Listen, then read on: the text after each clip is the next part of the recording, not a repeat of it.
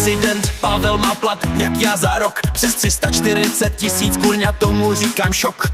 Přijde vám to málo, ještě má náhrady, takže 600 pade celkem dohromady. What? Naše první dáma dostane taky tačku, 95 je málo, chtěla bych mít miláčku. Na šaty k reprezentaci, na účes nové boty, přece po mně nechceš, abych šla do roboty. O, naše první dámo, kde se ty prachy vzaly?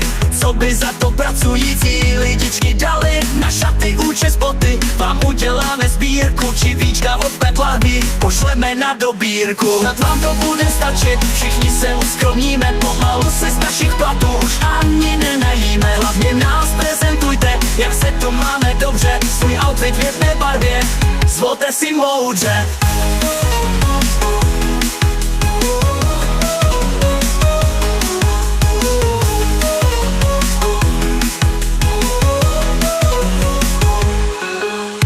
Pane prezidente, vždyť vy nic neplatíte, snad jen ten blbej benzín do motorky, ten musíte. Internet, telefony, dokonce pojištění, letadla, vrtulníky, to vede k zamyšlení. Takže si to shrne, kolik Pavlovi mají, s otevřenou držkou všichni zírají. Od nového roku 700 pade doma, co na to sakra říci, snad jen má poklona. O, naše první dámo, kde se ty prachy vzaly?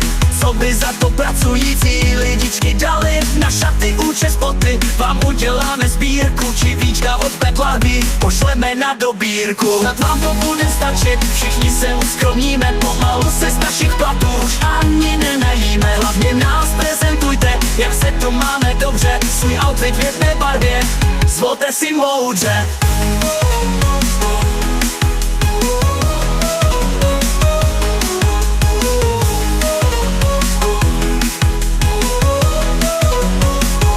No a od nového roku si přilepší i vrcholní politici o více než 13%. To by šlo, ne?